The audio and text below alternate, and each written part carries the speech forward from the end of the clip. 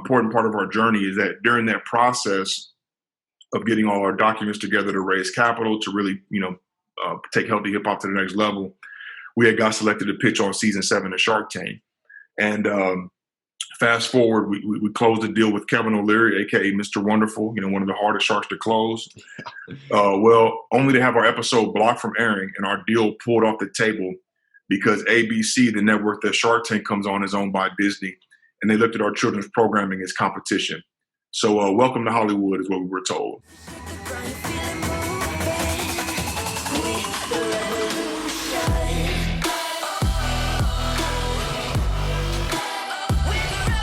Welcome to the Braddog Media Show with your host, Brittany Pastor.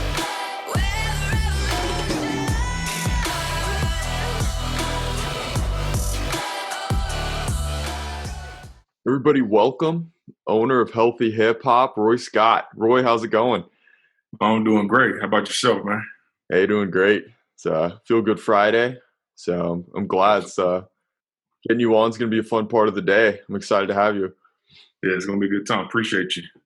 Man, so you've been in the music world for a while now, a couple decades. Man, I kind of want to just jump right into it. So Healthy Hip Hop, you create music for kids in a lot more fun, engaging way, utilizing hip hop. How did you get into that? And at what point did you start making music for other people and, kind of branching into that world? For sure. So Healthy Hip Hop, our tagline is we're the Sesame Street of the 21st century. So what we do is we take the urban hip hop beat and then marry that with a positive message that focuses around education and health and wellness. And we found success with using that to help improve focus, engagement, and behavior with children.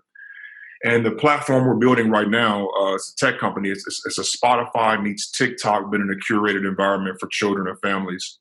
So that's kind of the elevator pitch. And where it started is I was that kid who was really influenced by hip hop culture, didn't understand the importance of education, and I really didn't have a lot of guidance around me. And so after I came out of high school, I had an opportunity to play Division I basketball and go to college on a scholarship. And I decided, nope, I'm going to pursue becoming a rapper. Actually, right here in the streets of Kansas City, where I started with Tech Nine many years ago. Love it. And, we were on the same label, Midwest Side. This is way back. And so, but on that journey, I had my wake up call. I was picking up my son, Justice, from school. He was about 4 years old at the time. And I noticed him repeating my music word for word. And so, that music promoted drugs, violence, degraded women. And that was just my epiphany moment that, what, I can't be this kind of influence on my son. I reflected on how influential music was on me. And that's what inspired me to create Healthy Hip Hop. And so that's where it started. And originally our edge was really that, I was coming out of doing straight hardcore gangster rap into doing kids music.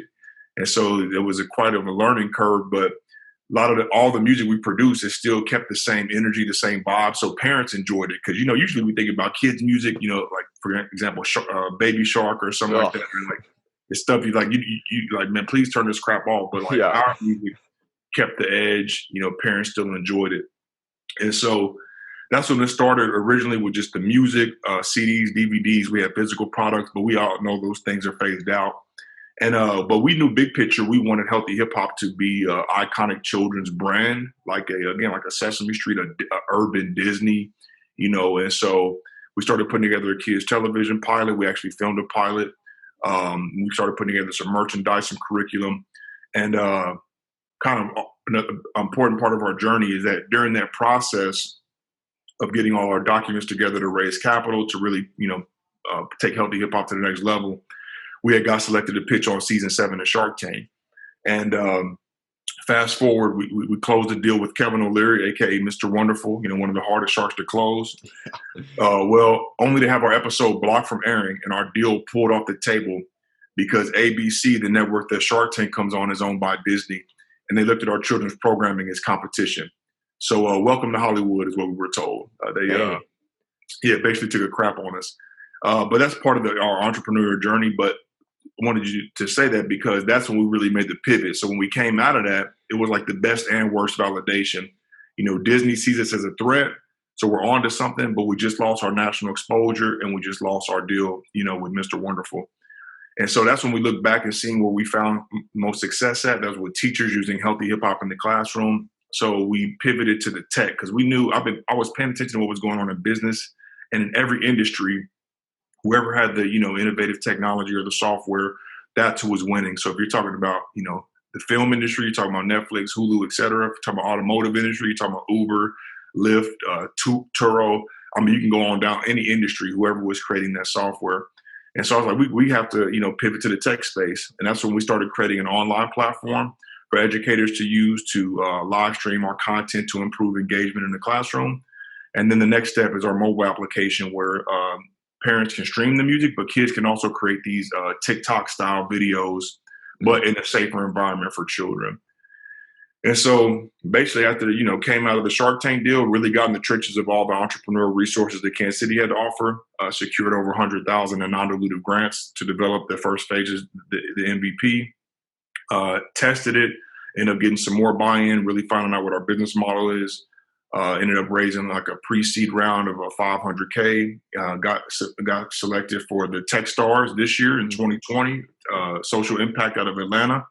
And now we're currently closing a $1 million seed round. So that's kind of been the journey in a nutshell, just, being resilient and being able to pivot and it's a different mindset. Well, of course, I'm a musician and artist at heart, but now it's about changing the mindset of becoming a CEO, a businessman, and launching a tech company.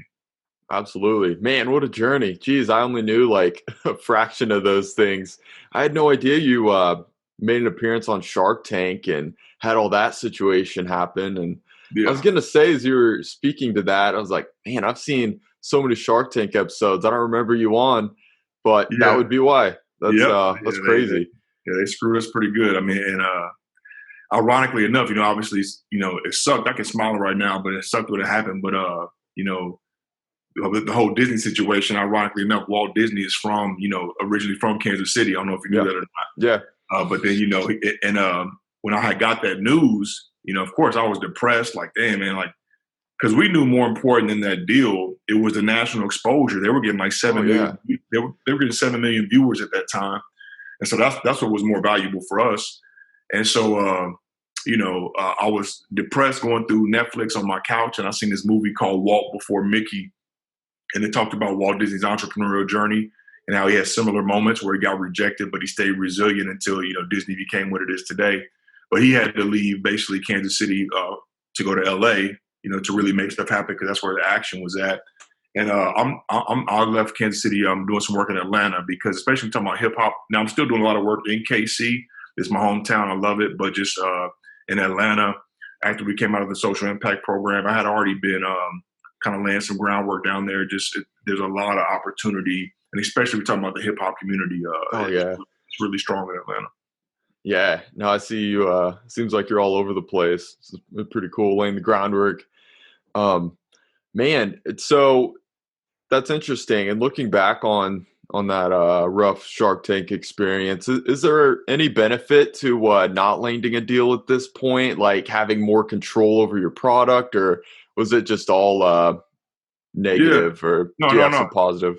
Yeah, no. It's always, I look at it, it's either a lesson or a blessing, you know what I mean? So even when you fail, there's always good stuff in it. So it actually was a lot of good things that came out of it. One was it strengthened me as an entrepreneur. It's like, because if, this is the stuff that you go through and they're not going to talk to you about, or that a lot of people don't want to experience. Like, you're going to experience like some serious setbacks, some serious losses on your pursuit, to bring your vision to life. So it, first and foremost, it strengthened me as an entrepreneur.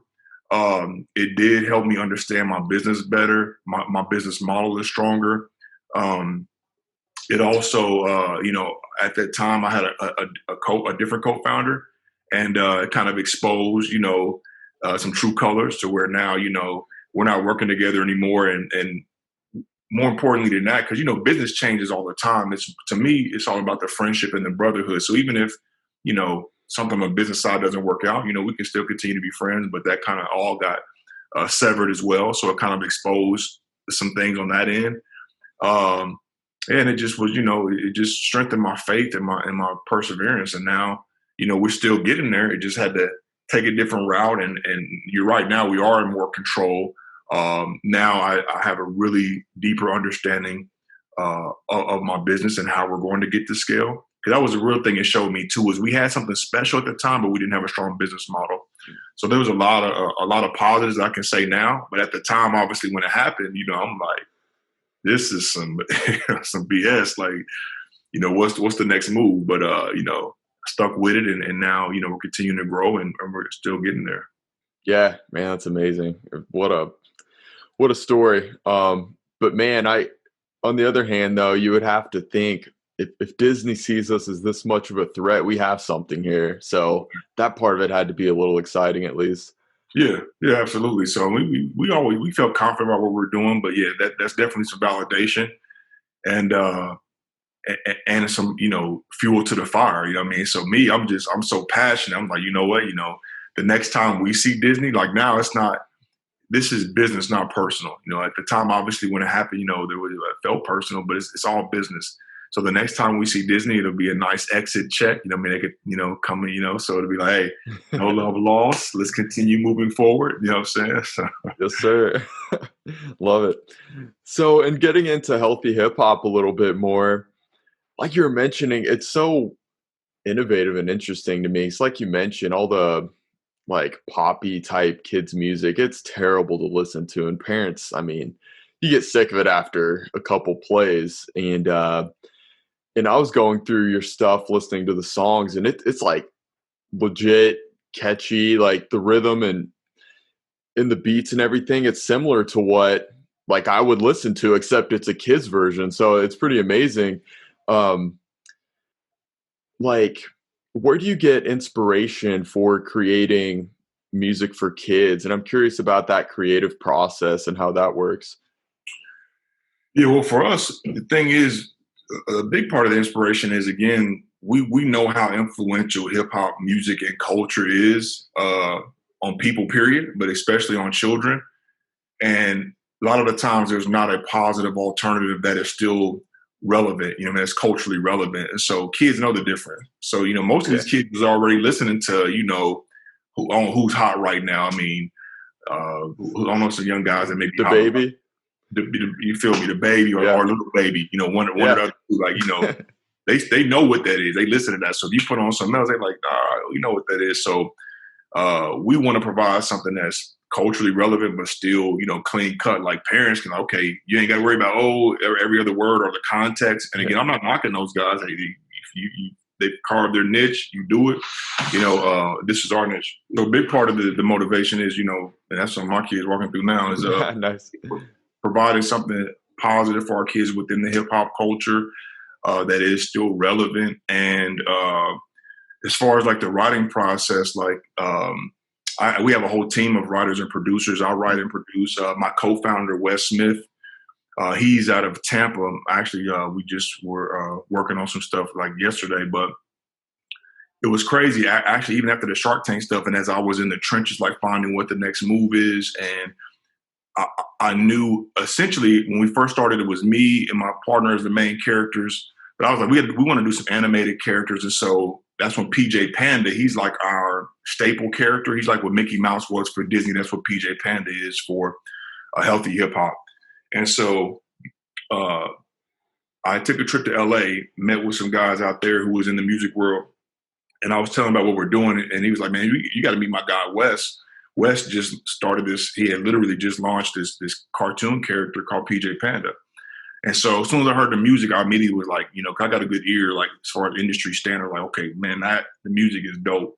And so I linked with him and we started kind of just contracting and building out. And I was just kind of just explaining to him the big picture vision of, listen, we know what it is to be artists. Now we're going to be founders of a tech company. Now we have the potential to, because like if you look at all these platforms, like the YouTubes of the world and stuff like that, like, they'll change the algorithms. Like it's harder to monetize now. So now to even be considered for monetization, you have to have, at least 1,000 subscribers. They may have upped it since the last time I checked. You have to meet a certain amount of minutes, all these different things.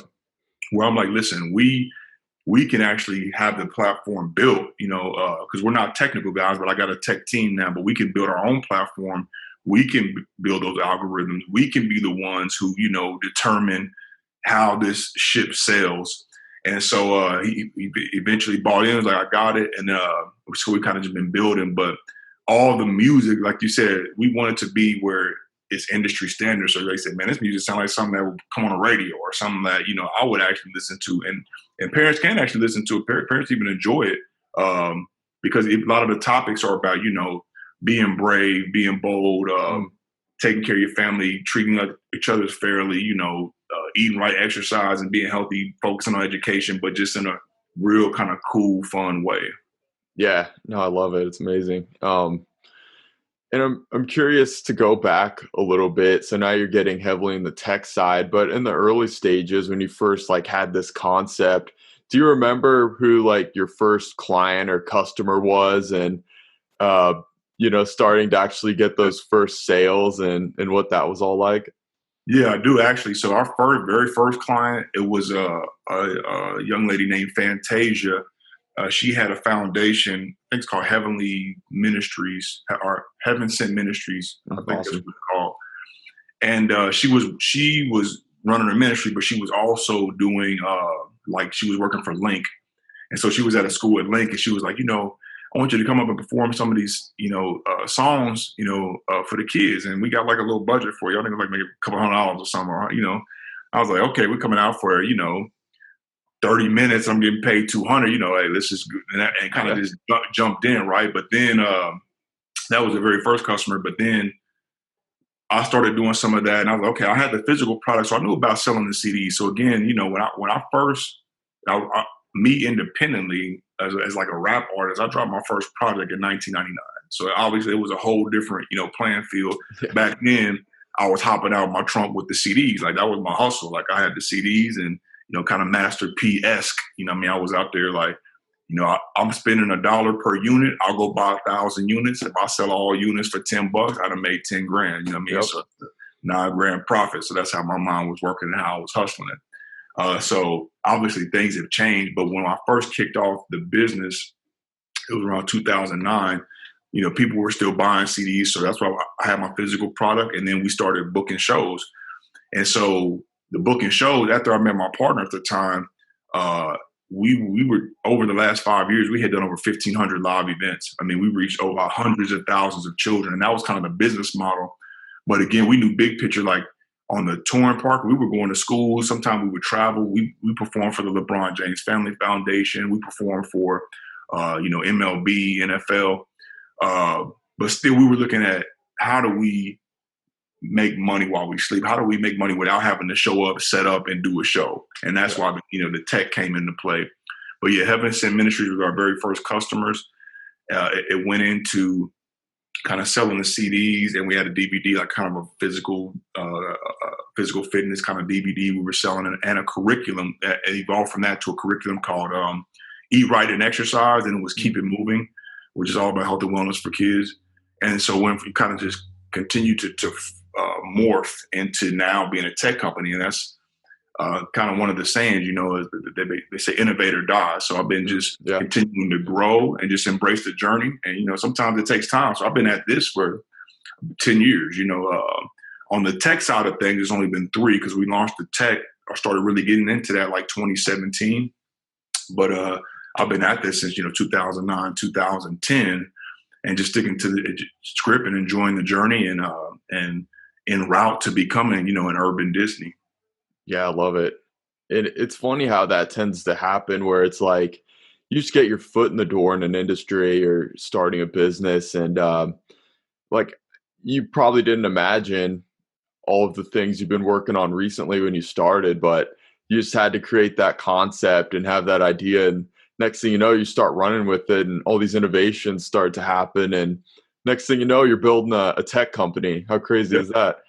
Yeah, exactly. Just sticking to it and adjusting and navigating the waters and being open to learn, being coachable, and just putting myself out there for sure. Yeah, man.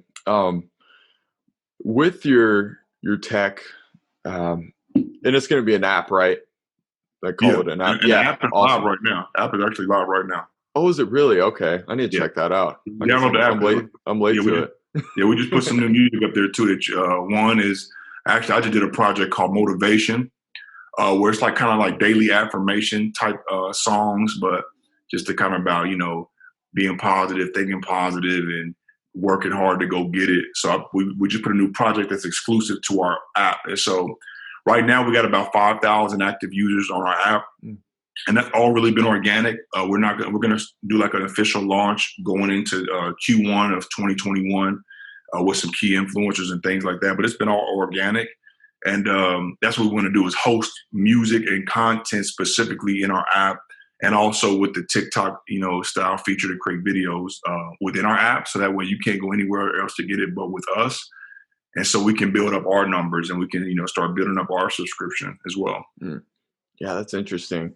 So, who all can come in and make content on the app? How does that work?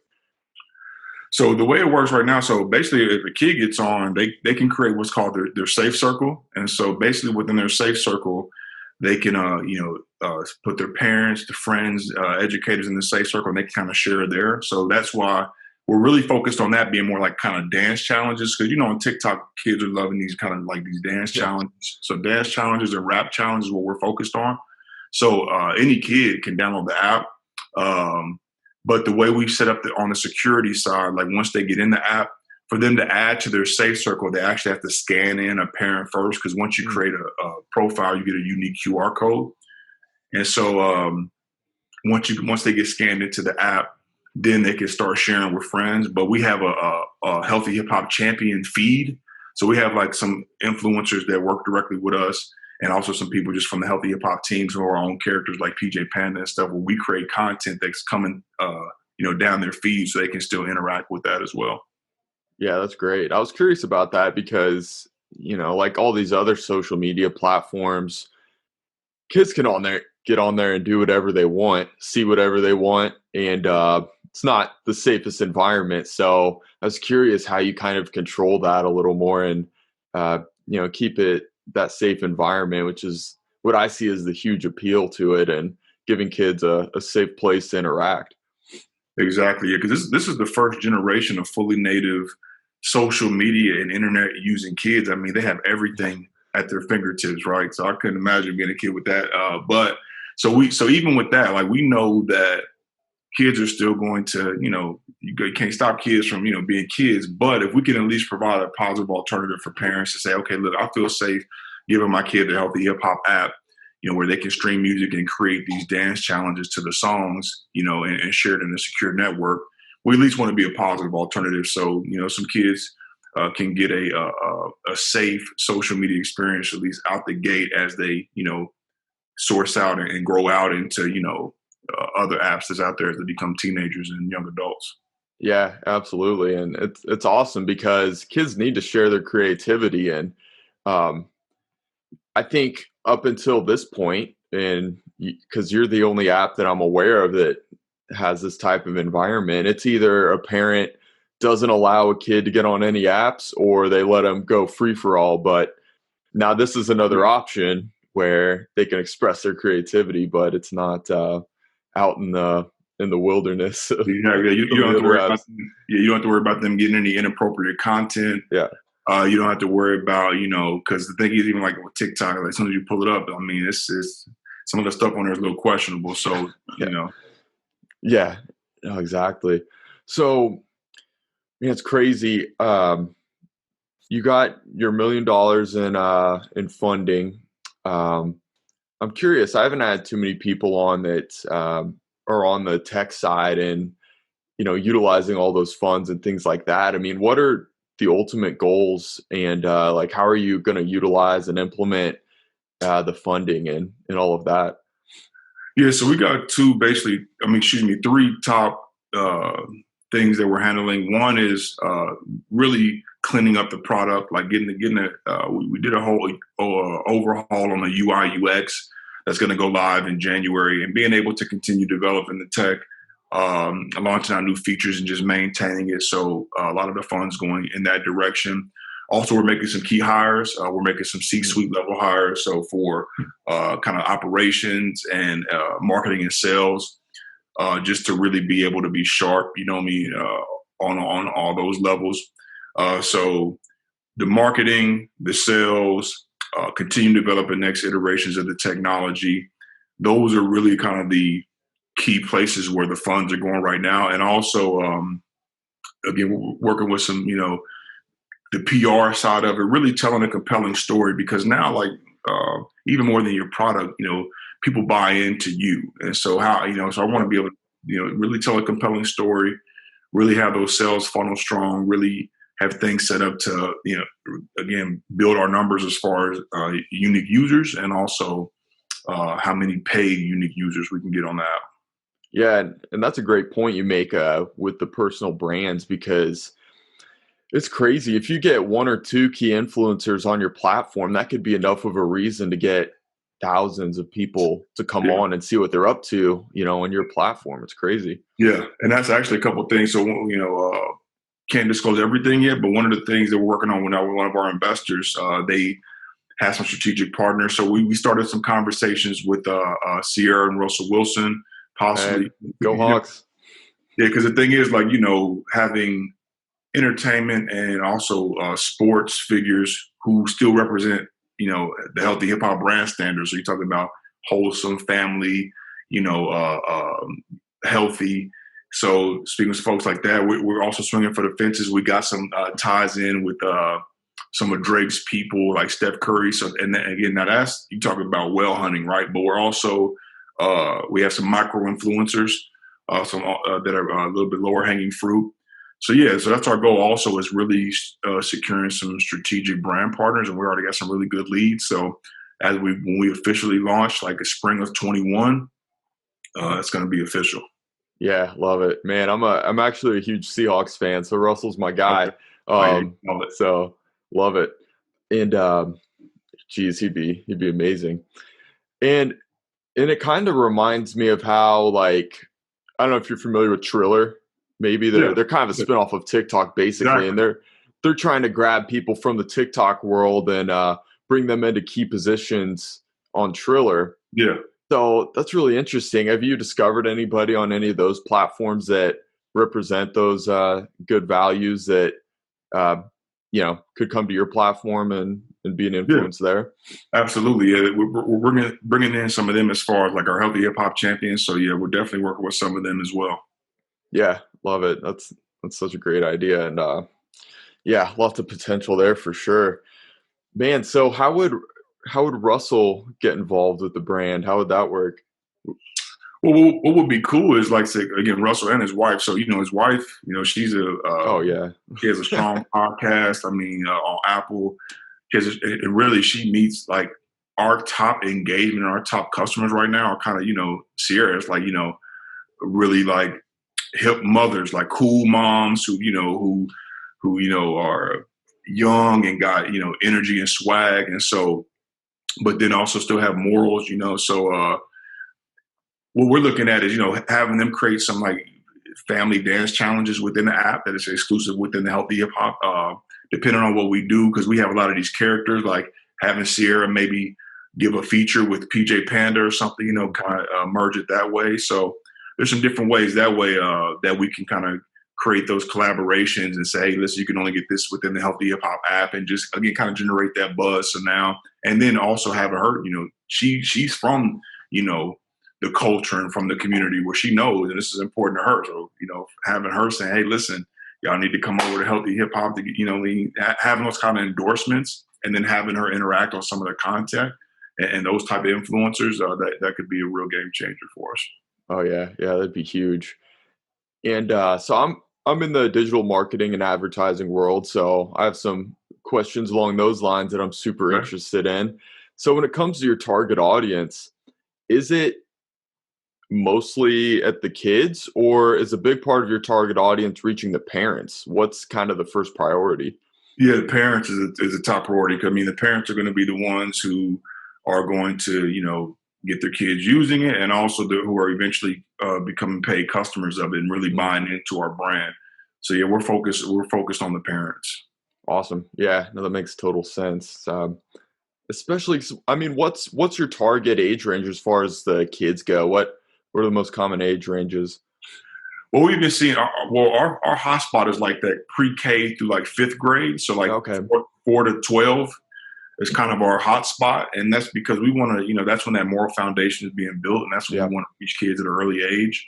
But we've been able to bridge the gap though with middle and high school kids just because of the music, just because of, they love how the music sounds.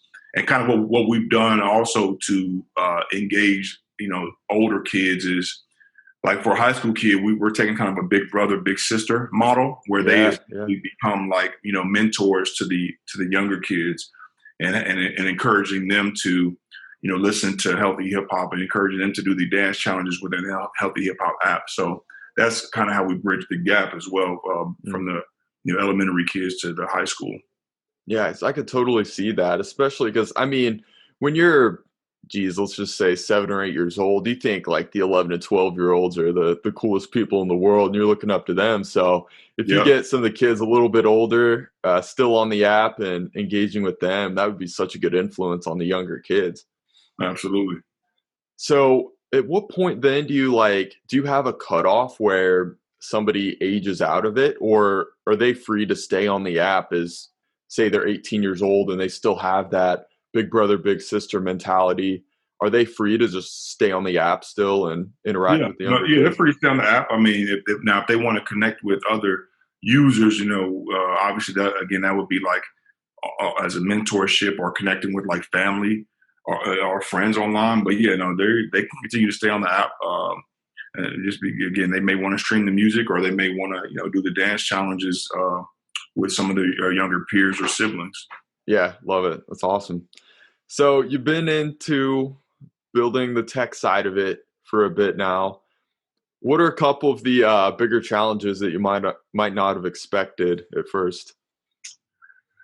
Well, again, I always have the vision for it. So I had the vision for the tech, but I'm not a technical founder. So some of the challenges have been learning the language, making sure that sprints that we're on are um, efficient as possible, like really understanding what we need to build next. Because we had some challenges where, we may have built a feature or two, which worked really well, but maybe was not seeing a whole bunch of engagement. So really now doing some customer discovery to understand what's getting the most engagement, what they're willing to pay for, what they would like to see, and then having our, sprints that we're developing, folk driven by that. Raising capital. Raising capital is like, I mean, it's just a full time job in itself. Yeah. Yeah, I've been in the trenches, so I've found some success, but it's a numbers game. It's been challenging, especially again, being originally in the Midwest. We're not your typical Midwest investment. I mean, we're a tech company that's has a hip hop and kind of a media foundation, and so that's not typically what gets invested in here. And in Kansas City, like there's only a handful of like early stage opportunities, which we took advantage of what was out there. So the raising capital, really learning about the tech side as far as the language, how we're developing it. Those have been some of the biggest challenges. And then, figuring out our business model, like, okay, how are we going to get to scale? Like, and I think we've worked through a lot of that. We have a clear understanding of that. And now it's like, okay, I'm closing this year out and closing the first quarter out with like the fundraising. And now from that, it's like going into now we need to start making money because we've made some money. But now our goal is to hit at least $500,000 in revenue, in 21. Mm. And so those have been some of the challenges, just kind of figuring all that out and firing on all cylinders. And obviously with this year, it's been a challenge for everybody. So, and for me, the business is very important for me, but also what's very important for me is my family. That's most important. And so, managing a family, being married with children, trying to make sure, keep things in proper perspective and keep that handled at a high level while, still growing the business. So those are Yeah, kind of some of the challenges. absolutely. So outside of the $500,000 goal 2021, what are some of the other big goals coming for next year? Yeah, so we want to get to 100,000 subscribers on the app. And our goal is to get at least, we would like to see 20% of those become paying subscribers. Securing, again, some high profile influencers. And so that's kind of the top. That's the top is securing really high profile influencers, getting to 100,000 100,000 subscribers, and just really having a real successful launch. Those are kind of our goals going into 21. Awesome. So what are the benefits of being a paid subscriber? What do you get? Well, you get access to the complete library of healthy hip hop music. You get additional filters. You actually even get access into the Safe Circle now. Actually, is a paid feature. So there's just so there's going to be a free version. So you'll get like maybe a handful of songs, maybe like 5 to 10 songs free. You'll get some of the functionality free as far as like creating the dance challenges. But to get the exclusive content, to get access to the Safe Circle and some of our additional features, then that's what you'd be paying for. And right now, our price point is $39.99 per year, so annually. Okay. So you'll pay $40 a year to have full access to everything. Yeah, no, not bad at all. Awesome. Man, you've been an entrepreneur for quite a while now. I have a lot of people listening to the show that are in that younger age range, like give or take 20 years old, that might just be dipping their toes in the entrepreneur world. Maybe they have a side hustle or they're wanting to start a business of some sort. What are some things you would tell yourself or tell somebody else who's around 20 years old, interested in starting something for themselves, and what kind of things should they keep in mind? Well, I would say, some of the stuff is really simple and some of it is cliche. Is one is just, go for it. Believe in yourself and then just get out there. Because a lot of the times what happens is that there's like a fear of failure, a fear of, rejection. But the thing is that just is part of it. That just comes with it. You're going to get rejected. You're going to get told no. You're going to fail. But the thing is to learn. That's what I said earlier. I think, it's either a blessing or a lesson. So you need to be able to learn from that and just keep moving forward, because now, it's going to make you sharper. It's going to give you thicker skin. It's going to help you navigate more efficiently. So I would say just go for it. If you have an idea and if you have a hunger and a passion, just go for it. And, surround yourself with some really strong mentors. Get some mentors, specifically if you can find some that are in that space. Like if you're starting a fintech, I'm just throwing stuff out there. If you're starting a fintech company, surround yourself with some founders or some, investors who know the space and can help you kind of navigate and learn that space. I'm just throwing stuff out there. If you're starting a restaurant, whatever it may be, surround yourself with mentors and advisors in that space so you can learn and build your network.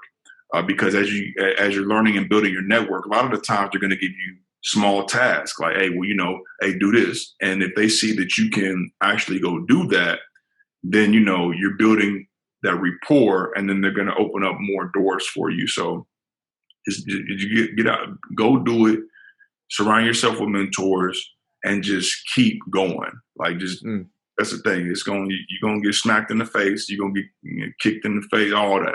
Hey, you just got to keep going. Yeah, and man, I don't think the world takes it any easier on you. It's just because you're young. No. It's like I said. It's gonna be a challenge no matter what. So I would say if you really find that inner fire and that passion for what you're doing, if you have that, and if you found that, the next thing is to just go and get it. Just go and do it. Go fail, and also embrace the journey. That's what I've learned as I'm, continue to grow and get older, is that just embrace the world right now is it's just fast paced. Everything is you don't want to. You still don't want to procrastinate. You definitely want to be. You want to have that sense of urgency where you're getting things done. But the thing is just be patient. Just enjoy the moment. Like you said, like at the age of 20, 21, like you don't know what's next, man. Just be in the moment, enjoy it, and just go get it. You know what I mean? A lot of the time you put unnecessary pressure on yourself. It's a what I'm going to end it with this is the mental health is if you need help in that space, talk to somebody. You know, if you're experiencing some stuff like mental health, sometimes up until recently it's been a taboo kind of thing, but mental health is real. Like you want to keep your mental health in the right space. Like you want to be in the right thought process, keep your mind there, really believe in yourself, really have that purpose and that passion. So yeah, that's what I would say is just be in the right headspace and go do the work. Yeah, love it. Man, it's been great. I loved all the details you've given of your journey, and I'm excited to share this with everybody. But as far as where people can follow you at, follow Healthy Hip Hop at, where should they come check you out? Yeah, I'm on, like I said, Instagram, just royscott.ceo. The same for like Twitter and even LinkedIn. And Healthy Hip Hop is just healthy.hiphop. That's actually the website is, there's no .com, just healthy.hiphop. You can download the app. If you just search in the App Store, just search Healthy Hip Hop in the App Store and you'll see it. Check it out right now. Still free of charge. We're still kind of testing some things out. So dope music on there. Download it and see what you think. Love it. Easy enough. Healthy Hip Hop everywhere. Roy Scott, CEO. Go check him out. Man, I appreciate your time. It's been great. Oh, yeah, no problem. Thanks for having me, man. Awesome. Thank you, sir.